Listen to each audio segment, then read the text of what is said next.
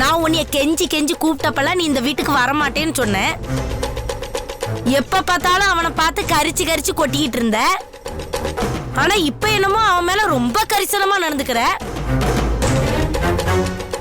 அவனை கண்டாலே அலறிக்கிட்டு அலைஞ்ச. இப்ப அவன் மேல அன்பு மலைய பொழிஞ்சுக்கிட்டு அலையிற. இதுக்கெல்லாம் என்னமா காரணம்? எனக்கு இன்னும் சந்தேகமா தான் இருக்கு. திருந்தி வந்துட்ட, என் பிள்ளையோட சந்தோஷமா வாழ்வேன்னு பார்த்தேன். ஆனா இன்னும் அவனை பிரிச்சு தானே வச்சிருக்க. அப்ப என்னம்மா அர்த்தம்? இதுக்கு முதல்ல பதில சொல்லு.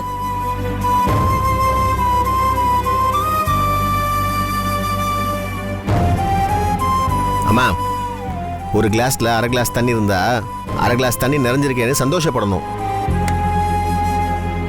அரை கிளாஸ் காலியா இருக்குன்னு கவலைப்படக்கூடாது. பாத்தியாக்கா, உனக்கே தண்ணி காட்டிக்கிட்டு இருக்கிறான்.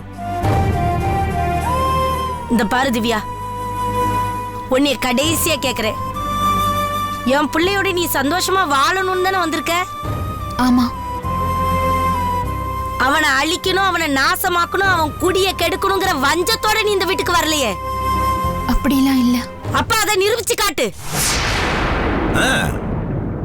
எப்படி? எண்ணி 3வது மாசம் உண்டாவணும்.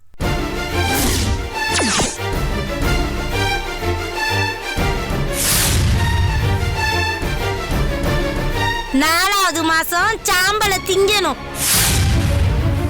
ஆஹா, வெரி குட். 5வது மாசம் உன்னைய கூட்டிட்டு நாங்களா ஸ்கேன் எடுக்கிறதுக்கு போகணும். 6வது மாசம் உன் வயிறு வெளியில தெரியணும்.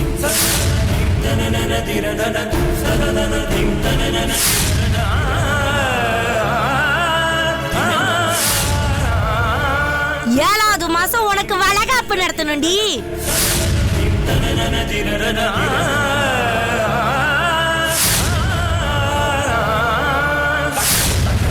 10வது மாசம் என் கையில ஒரு பேர பிள்ளைய பெத்து கொடுக்கறேன். அத நான் கொஞ்சணும். சூப்பர் சூப்பர் அக்கா, அசத்துறக்கா. இதெல்லாம் உன்னால முடியுமா? செஞ்சு காட்டிடுவியா? சவால ஒத்துக்கிறியாடி?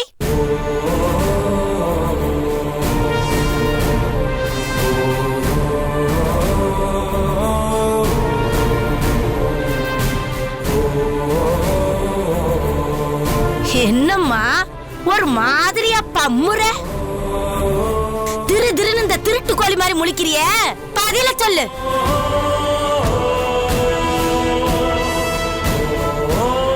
பதில் எங்கக்கா இருக்கு? கள்ளங்கப்படம் இல்லாம நல்ல மனசா இருந்திருந்தா இந்நேரம் பதில் வாயிலிருந்து டக்குன்னு வெளியில வந்து விழுந்திருக்கணுமே. பதில நான் சொல்றேன். வந்துட்டாயா? வந்துட்டான் மாமா. வர வர ரொம்ப ஓவரா போயிட்டு இருக்க. இது நல்லா இல்ல. அது சரி. ஒரு பொண்ணு மாமியார் கொடுமை, மாமனார் கொடுமை, புருஷன் கொடுமை, நாத்தனார் கொடுமைன்னு தான் போலீஸ் ஸ்டேஷன்ல கம்ப்ளைண்ட் கொடுத்து இந்த உலகம்லாம் பாத்துருக்கு. சரி. ஆனா முத தடவையா என் பொண்டாட்டி மாமியாரோட தம்பி கொடுமைன்னு போலீஸ் ஸ்டேஷன்ல கம்ப்ளைண்ட் கொடுக்க போகுது. நீயும் கின்னஸ் ரெக்கார்ட் படிச்சுட்டு ஜெயிலுக்கு போற. பாத்தியாக்கா என்ன பேச்சு பேசிக்கிட்டு இருக்கறான்? ஏய், நீ எதா இருந்தாலும் என்கிட்ட நேரடியா பேசுறா. எதுக்கு என் தம்பியை பயமுறுத்துற நீ? ஏமா நீ ஏமா திவ்யாவை போட்டு பாடா படுத்திட்டு இருக்க? அப்ப எண்ணி 10வது மாசம் எனக்கு ஒரு பேர பிள்ளைய பெத்து கொடுக்க சொல்லு. அது நான் தாமா திவ்யா கிட்ட இப்போதைக்கு குழந்தை வேண்டாம், கொஞ்ச நாள் தள்ளி போடலான்னு சொன்னேன். அதான் மொட்டை மாடல படுக்கிற இந்த ஐடியா. நீ ஏன்டா அப்படி சொன்ன? என்னம்மா நீ தானமா சொல்லி கொடுத்த? நானா? ஆமா, நீ தானே கையை காலெல்லாம் வச்சுட்டு சும்மா இருக்கணும், தப்பு தண்டா எதாவது நடக்கக்கூடாதுன்னு சொன்னியா இல்லையா?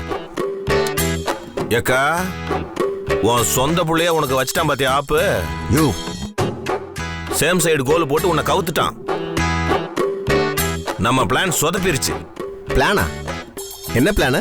நான் எதுக்கு அப்படி சொன்னேன்? அவன் உன்கிட்ட நடிச்சிட்டு இருக்கான்னு நினைச்சேன். இப்பதான் அவன் உன்கிட்ட உண்மையான பாசத்தோட நடந்துட்டு இருக்கான்ல. அப்புறம் என்ன, நீங்க 2 பேரும் சேர்ந்து எனக்கு ஒரு பேர பிள்ளைய பெத்து கொடுங்கப்பா, அது எனக்கு போதும். அம்மா சும்மா இருக்க மாட்டியா? அம்மானு பாக்குறேன், மரியாதை கட்டுறோம். டேய் என்ன? ஏமா நீ சொன்ன உடனே குழந்தை பெத்துக்கிறதுக்கும் வேண்டாம் ஸ்டாப் பண்றதுக்கும் இதெல்லாம் சுச்சா? இங்க பாரு, குழந்தை பெத்துக்கிறோம் பெத்துக்கல அது எங்க இஷ்டம். கட்டில்ல படுப்போம் இல்ல மொட்டை மாடல படுப்போம், அது எங்க விருப்பம். ஏதோ இப்பதான் ஒருத்தருக்கு ஒருத்தர் டீப்பா புரிஞ்சுக்கிட்டு. மாப்பிள எப்படிப்பா புரிஞ்சுக்கிட்டு? டீப்பா புரிஞ்சுக்கிட்டு. ஒருத்தருக்கு ஒருத்தர் புரிஞ்சுக்கிட்டு மனசை விட்டு பேசி பழகி இப்பதான் வாழவே ஆரம்பிச்சிருக்கோம். ஓஹோ, இன்னும் நடக்க வேண்டிய விஷயம் எவ்வளவோ இருக்கு. இன்னும் என் பொண்டாட்டிய ஒழுங்கா ஒரு ஹனிமூன் கூட கூட்டி போனது கிடையாது. அதுக்குள்ள குழந்தைன்னு பறந்துகிட்டு இருக்க. இப்ப சொல்ற நல்லா கேட்டுக்கமா. நாங்க ஒரு 6 மாசமா நல்லா பேசி பழகி புரிஞ்சுக்கிட்டதுக்கு அப்புறம் தான் இந்த குழந்தைய பத்திலாம் யோசிப்போம். அது வரையும் எங்களை டிஸ்டர்ப் பண்ற வேலை இந்த வீட்டுல யாருக்கும் இருக்கக்கூடாது. குழந்தை பெத்துக்கிறது பெத்துக்காதது, சிகப்பு கொடி காட்டுறது பச்சை கொடி காட்டுறது, இது எல்லாம் திவ்யாவோட தனிப்பட்ட சுதந்திரம். இதுல தலையிட இந்த வீட்டுல யாருக்கும் உரிமை கிடையாது. ஏன் திவ்யா, நான் சொல்றது கரெக்ட் தானே? என் மனசுல இருக்கிறத நீங்க வெளிப்படையா சொல்லிட்டீங்க. இவங்கள சீக்கிரம் ஏற கட்டிட்டு மாடிக்கு வாங்க, நான் வெயிட் பண்றேன். ராசா, டேய் மாப்பிள, டேய் பாத்தியாக்கா, நம்மள எல்லாம் ஏற கட்ட சொல்றான். நம்ம என்ன பிளாட்பார கேஸா? அது கூட நான் பொறுத்துக்கிடுவேன். அவளாவது நாம கேட்ட கேள்விக்கு பதில சொல்லிக்கிட்டு வாங்கன்னு தான் சொல்லிக்கிட்டு போனா, இவன் என்னடானா வாழை ஆட்டிக்கிட்டே அவ பின்னாடியே போயிட்டான். அந்த வாழை இனிமே உன்னால நிமித்தவே முடியாது ஜாக்கிரதை. ஏண்டா, ஆனா எனக்கு ஒண்ணு மட்டும் புரியவே மாட்டேங்குது. இவா அவங்கிட்ட நல்லா சிரிக்கிறா, பேசுறா, சந்தோஷமா இருக்கிறா. இன்னும் மிந்தியெல்லாம் கோவப்படுவா, இப்ப என்னன்னா கரிசனமா நடந்துக்கிறா. ஆனா ஒரு பிள்ளைய மட்டும் பெத்து கொடுனா என்ன வந்து விளக்கடிய தேய்ச்சி வச்ச மாதிரி கொஞ்சம் வச்சுக்கிட்டு இருக்கா. அந்த காரணம் என்னன்னு தான் எனக்கு புரியவே மாட்டேங்குது. இதுலதான் என்னமோ அடங்கி இருக்கு. அது நாம என்னன்னு கண்டுபிடிச்சே ஆவணும். நான் கண்டுபிடிக்கிறேன்.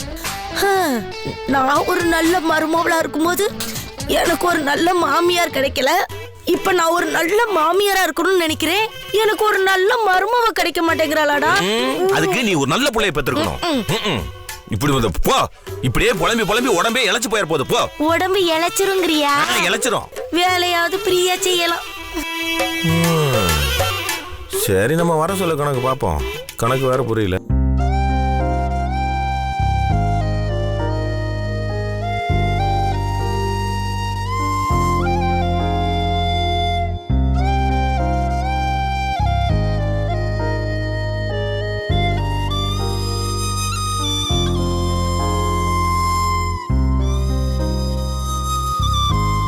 என்ன எண்ணெய் வாடை அடிக்குது?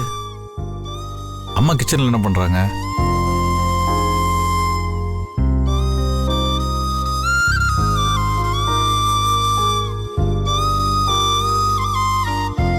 என்னம்மா அது?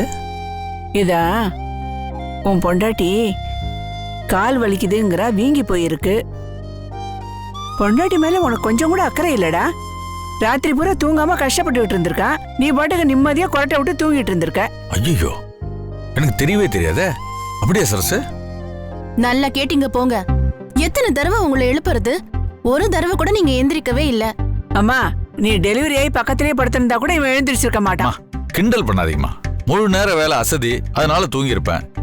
சரி, இவ்வளவு தினமும் வந்து வாக்கிங் கூட்டிட்டு போறியா? பூ, பழம், ஜூஸ், நல்ல காய்கறி, கீரை ஏதாவது வாங்கி குடுக்கறியா? ஆபீஸ் விட்ட உடனே வெறுங்கைய வீசிக்கிட்டு நல்லா வெள்ளக்கார தர மாதிரி வந்துகிட்டே இருக்க. ஏதாவது வேணும்னா கேட்கணும் இல்லம்மா. எப்ப என்ன வேணும்னு கேட்டாலும் எதுவும் வேணாம் எதுவும் வேணாங்கிற.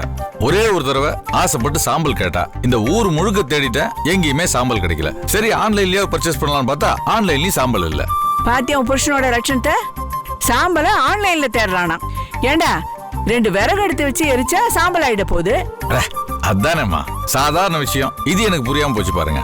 இதுக்குதான் ஒரு அம்மா வேணுங்கிறது, ஒரு மாமியார் வேணுங்கிறது. சரி சரி, சரசுவ டாக்டர் கிட்ட கூட்டிட்டு போனோம். ஆமா, நீ ஒரு தடவை கூட அவளை செக்கப்புக்கு கூட்டிட்டு போனது இல்லையாமே? சாயந்தரம் சீக்கிரம் வந்துரு, நாம 3 பேரும் ஹாஸ்பிட்டலுக்கு போலாம். சரிம்மா, நான் வரேன். நான் ஆபீஸ் கிளம்புறேன். டிஃபன்லாம் ரெடி பண்ணியாச்சா? ஏண்டா, எனக்கு 2 கை தாண்டா இருக்கு. காலையில இருந்து இவ்வளவு கவனிக்கவே எனக்கு நேரம் சரியா இருக்கு. இப்ப நான் டிஃபன் பண்ணணும்னா கொஞ்சம் லேட்டாக வெயிட் பண்றியா? இல்ல நான் வெயிட் பண்ண முடியாது, நான் கிளம்புறேன். அப்படின்னா 3 பேருக்கு சேர்த்து டிஃபன் வாங்கி கொடுத்துட்டு அப்புறமா நீ ஆபீஸ்க்கு போ. சரி, நான் ஒண்ணு பண்றேன். பியூன்ட்ட வாங்கி கொடுத்துன்னு போறேன். நான் கிளம்புறேன்.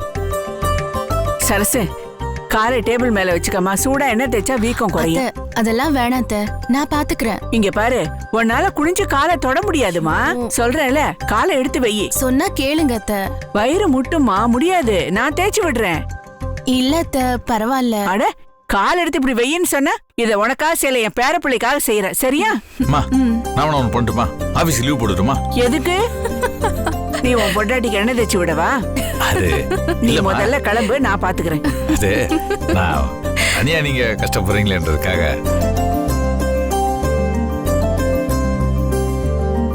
சரசு, வாங்கம்மா. உன் மாமியார் வந்திருக்காங்கன்னு கேள்விப்பட்டேன், அதான் பாத்துட்டு போலான்னு வந்தேன். நல்லா இருக்கீங்களாமா? நல்லா இருக்கம்மா. என்ன பண்ணிட்டு இருக்கீங்க? அது சரசுக்கு கால் வீக்கமா இருக்கு, எண்ணெய் தடவி விடலான்னு இருக்கேன். குடுங்கம்மா, நானும் தடவறேன். ஐயோ அம்மா, நீங்க ஹவுஸ் ஓனர், நீங்களாம் போய் இதெல்லாம் செஞ்சுக்கிட்டு. சரசு, எனக்கு மக கிடையாது, நீ தானே எனக்கு பொண்ணு மாதிரி. பொண்ணுக்கு பண்றதுல என்ன இருக்கு? பரவாயில்லம்மா, நான் பாத்துக்கிறேன். அட குடுங்கம்மா, நீங்க ஒரு காலுக்கு தேய்ங்க, நான் ஒரு காலுக்கு தேய்க்கிறேன். ஐயோ, நீங்க வேற 2 பேருமே தேய்க்க வேணாம், எனக்கு வீக்கெல்லாம் குறைஞ்சிருச்சு. சரசு, நீ காலை எடுத்து வைமா. குடு, காலை காலை மேல வை. மாமியார் ஒரு பக்கம் தேய்க்கட்டும், நான் ஒரு பக்கம் தேய்க்கிறேன். இதுக்கெல்லாம் கொடுத்து வச்சிருக்கணுமா? சரிம்மா, அப்படியே ஆபீஸ் கிளம்புறேன். என்ன சுப்பு, கவிதா எப்படி இருக்கு? சௌக்கியமா? எந்த கவிதா? அது ஒரு பெரிய கதைமா. அம்மா நீங்க இங்க தானே இருக்க போறீங்க, பொறுமையா சொல்றேன். தேவையில்ல ஏதோ உளறிட்டு இருப்பாங்க. நான் கிளம்புறேம்மா, வரேன். காலை தூக்கி வைமா. அம்மா அம்மா அம்மா, கால் எவ்வளவு வீங்கி இருக்கு.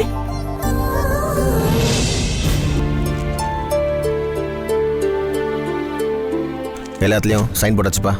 அண்ணா அப்படியே அந்த சம்பள செக்லையும் சைன் பண்ணுங்க.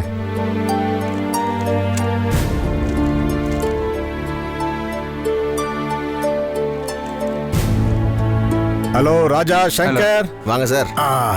அப்புறம் ஆபீஸ் வேலைலாம் எப்படி நடக்குது? ஏதோ போயிட்டு இருக்கு சார். நல்லா வச்சார் சார் தாத்தா பண பறிச்ச. எப்போ அந்த எம்டி சேர்ல உட்காந்தோமோ அப்ப ஆரம்பிச்ச பிரச்சனை இன்னைய வரைக்கும் பிரச்சனை பிரச்சனை பிரச்சனைக்கு மேல பிரச்சனை. சரி, இது உங்க 2 பேரோட சம்பள செக்கு. இது 5வது செக்கு. புடிங்க. இந்தப்பா 5வது செக். அப்படின்னா இந்த எம்டி பதவியில நாங்க இன்னும் 1 மாசம் தான் இருக்க முடியும். எங்களுக்கு கொடுத்த டைம் முடிய போகுது, அப்படிதானே? ஆமா. அதுக்கப்புறம் 2வது உயில பிரிச்சு படிக்கும்போது அதுல என்ன எழுதியிருக்கோ அது அந்த ஆண்டவனுக்கு தான் வெளிச்சம். ஏன் ஆண்டவ மேலெல்லாம் பழி போடுறீங்க?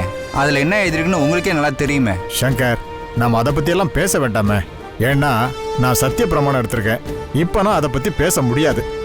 அப்புறம் இன்னொரு முக்கியமான விஷயம், நம்ம ரேகா போட்ட கேஸ் நாளைக்கு கோர்ட்டுக்கு வருது. என்ன சார் முட்டாள்தனமான கேஸ் இது? இந்த சொத்துக்கும் எங்களுக்கும் எந்த சம்மந்தமும் கிடையாது. இன்னும் 1 மாசத்துல சொத்து யார் கைக்கு போக போதோ. இதெல்லாம் தெரிஞ்சே கேஸ் போட்டிருக்காங்கன்னா அதுக்கு என்ன சொல்றது எனக்கு புரியல. ராஜா, அவங்க கிட்ட நிறைய பணம் இருக்கு, செலவு பண்றதுக்கு நேரமும் இருக்கு. அது மட்டும் இல்ல, கோர்ட்டு கேஸ் அப்படி இப்படின்னு அலையிறதுக்கு உடம்புல தெம்பும் இருக்கு. விடுங்க, சில பேருக்கு பட்டாதான் புத்தி வரும், அப்பதான் திருந்துவாங்க. நாம என்ன பண்றது? சரி, நாங்க என்ன பண்ணணும்னு சொல்லுங்க. நீங்க ஒன்னும் பண்ண வேண்டாம். நாளைக்கு கோர்ட்டுக்கு வந்தா போதும். அதுவும் 1 மணி நேரம் வந்தா போதும். நாளைக்கே முடிவு தெரிஞ்சிடும். அப்புறம் நான் வரட்டுமா? வாங்க சார்.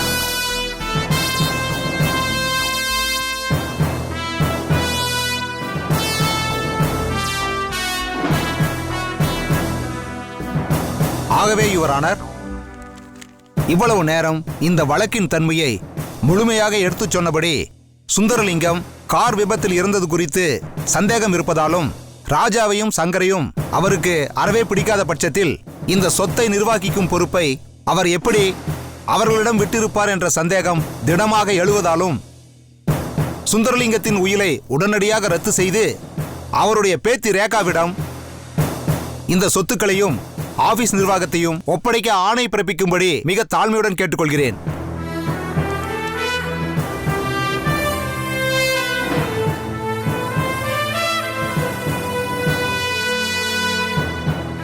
யுவர் ஆனர், இந்த வழக்கே தேவையில்லாத ஒன்று.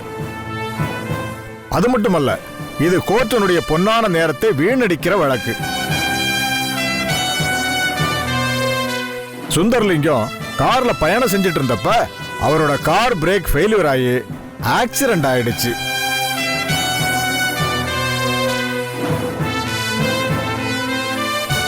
அந்த சமயத்துல கூட இருந்த இந்த ராஜா தான் அவரை காப்பாத்தி ஹாஸ்பிட்டல்ல அட்மிட் பண்ணாரு.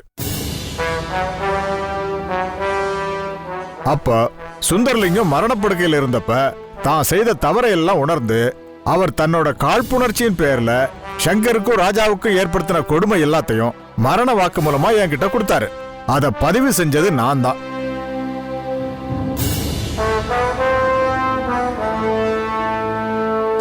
பொதுவா மரணப்படுக்கையில ஒருத்தர் வாக்குமூலம் கொடுக்கும்போது அது உண்மையா தான் இருக்குங்கிறது ஜட்ஜ் ஐயா உங்களுக்கே நல்லா தெரியும்.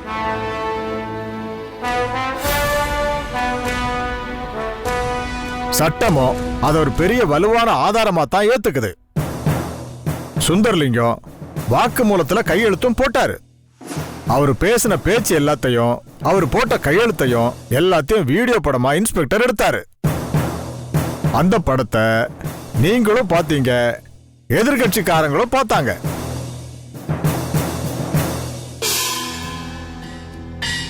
அதுக்கப்புறம் சுந்தர்லிங்கம் 2 உயில் எழுதினாரு.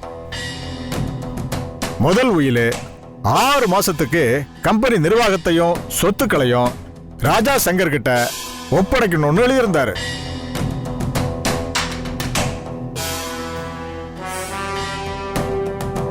அதன்படிதான் நாங்களும் செயல்பட்டோம். இப்போ 5 மாசம் முடிஞ்சு இன்னும் 1 மாசம் தான் பாக்கி இருக்கு. இந்த 1 மாசம் முடியறதுக்குள்ளார இப்படி ஒரு வழக்கு தேவைதான your honour? Objection your honour. சொத்தை துஷ்பிரயோகம் செய்திருக்கிறார்கள் யுவர் ஆனர். எதை துஷ்பிரயோகம்னு சொல்றீங்க? எல்லா செலவுகளுக்கும் ஆவணங்களும் பத்திரங்களும் இருக்கு. சங்கர் நிலம் வாங்கி போட்டிருக்காரு. அதுல என்ன தப்பு? நிலம் வாங்கி போடுறதுல என்ன தப்பு? சொத்தை அபிவிருத்தி பண்ற திட்டத்துக்காக நிலத்தை வாங்கினாரு. அதுல ஏதாவது நஷ்டம் ஏற்பட்டா அந்த நஷ்டத்தை ஏத்துக்கணும்னு ஷரத்துல இருக்க. நிலம் வாங்கி போட்டதுல லாபம் தானே கிடைச்சிருக்கு.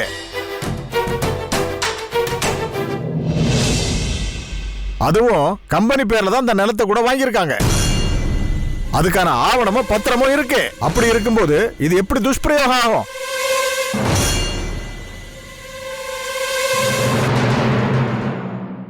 அந்த ஆவணங்களை, தாத்தா மரண வாக்குமூலத்தை, வீடியோ பதிவை நீங்களும் உங்க கட்சிக்காரவங்களும் பாத்தீங்களா இல்லையா? ஆமா பார்த்தாங்க. ஏம்மா ரேகா, நீங்க தானே தாத்தாவோட வாரிசு? ஆமாங்க. நீங்க பாத்தீங்களா இல்லையா? நான் பார்த்தேன். வாக்குமூலம் தெளிவா இருந்ததா? தெளிவா இருந்தது. ஏதாவது சந்தேகம் இருந்ததா? இல்ல, எனக்கு எதுவுமே இல்ல. ஒரு உயிலை நடைமுறைக்கு வந்து 5 மாசம் ஆச்சு. இன்னொரு உயிலை பிரிக்க 1 மாசம் தான் இருக்கு. அதுக்குள்ள உங்களுக்கு என்ன அவசரம் வந்ததுன்னு கேஸ் போட்டீங்க? அது வந்து யுவர் ஆனர், சங்கர் தாத்தாவோட சொத்தை கண்டபடி செலவு பண்றதா தகவல் வந்தது. தகவல் வந்ததுன்னா என்ன அர்த்தம்? எனக்கு புரியல. ஏதாவது துப்பறி நிறுவனம் வச்சு விசாரிச்சீங்களா? துஷ்பிரயோகம் பண்ண ஆவணங்கள் ஏதாவது கிடைச்சதா? அப்படிலாம் இல்ல. அப்புறம் எந்த அடிப்படையில் நீங்க கேஸ் போட்டீங்க?